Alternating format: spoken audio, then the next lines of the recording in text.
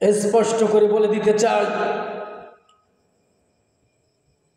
স্পষ্ট করে বলতে চাই, বাইতুল মুকাররমের মসজিদের ইমাম যিনি এমপি ক্যান্ডিডেট ছিলেন, তিনি ছিলেন নিঃসন্দেহে জালেমের দোষর। তাকে আইনের আওতায় আনার জন্য বিনীতভাবে প্রশাসনের প্রতি অনুরোধ জানাচ্ছি। এরপরে হচ্ছে বাংলাদেশ ইসলামী ফাউন্ডেশনের চেয়ারম্যান প্রধান জনাব কাফির উদ্দিন সালেহী সরকারকে অবশ্যই আইনের আওতায় আনতে হবে। এই লোকটা জালেমকে জান্নাতের সার্টিফিকেট দিয়ে উস্কানি দিয়েছে, সুতরাং তাকে গ্রেফতার অবশ্যই করতে হবে।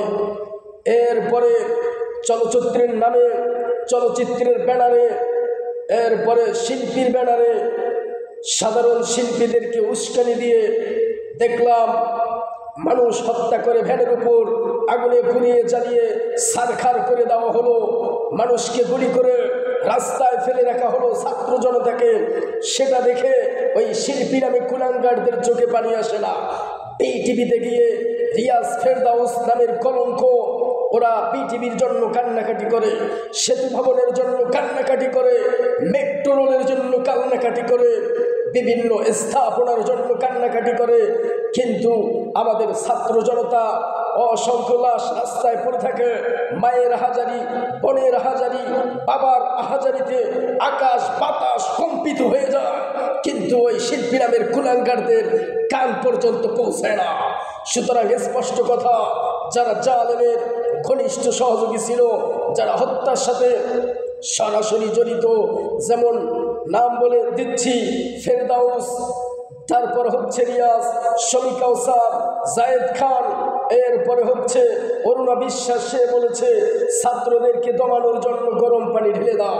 সুতরাং জানা অজানা নাম জানা সহ যারাই এই কুলাঙ্গারদের সহযোগী, জালেমদের সহযোগী, তাদেরকে অবিলম্বে গ্রেফতার করে এমন কঠোর দৃষ্টান্ত দেখাতে হবে ভবিষ্যতে আর যেন কোনো জালেম ছাত্র জনতা দলের কথা, যে কোনো দলের হোক, আওয়ামী লীগ হোক, বিএনপি হোক, জামাত হোক, বাসদ হোক, জাসদ হোক, তাবলিগ হোক, পাবলিক হোক, কোনো মানুষের উপর যেন অত্যাচার করতে, মানুষের উপর অত্যাচার নির্যাতনের স্টিম রোলার চালাতে সাহস না পায়, এমন দৃষ্টান্তমূলক শাস্তির তাদেরকে পদক্ষেপ নেওয়ার জন্য আহ্বান করছি।